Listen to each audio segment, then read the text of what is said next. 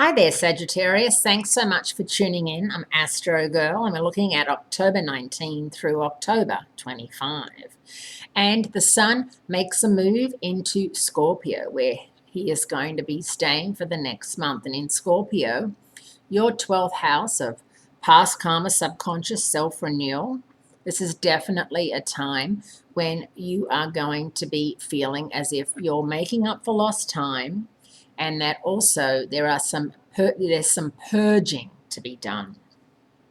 And when I say purging, I mean that you may have to clean out your closets. You may have to do some paperwork and bookkeeping and upkeeping, and just make sure that you feel good about yourself. You feel good about the way you've treated people, but you don't feel any sense of regret that you didn't do something or say something, or that you did do something or say something. Because when the Sun is in Scorpio, it can be a very intense time.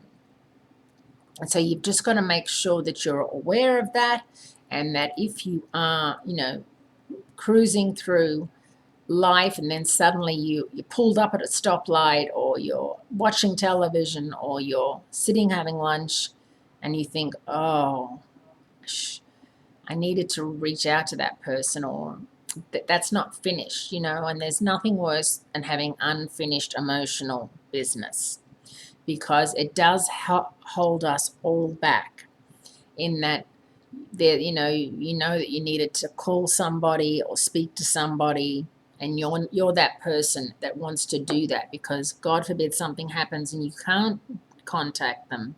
You'll always say, I wish I had have called them or spoken to them or emailed them when I had the chance. It may be someone that lives overseas, could be a parent. It just may be something you just want to throw in there and say, look, I just wanted to let you know that despite the fact that we broke up 2 years ago, you were my best boyfriend, best girlfriend. I actually had a Scorpio client who came to me with all of these Tiffany necklaces with the charms, and he had like 8 charms, and he's like, I need you to help me pick one. And one of them was best girlfriend ever, and very a lot of money. I said, you couldn't have just written it on a piece of paper? So, and I thought it was very charming. And obviously he had thought long and hard about it, because they were breaking up, but he wanted to give her this very nice gift, parting gift, to let her know, and probably everyone else she dated after, because she'd be wearing it, that, as far as he was concerned, she was number one. That was another one, number one girlfriend. So I just think that sometimes we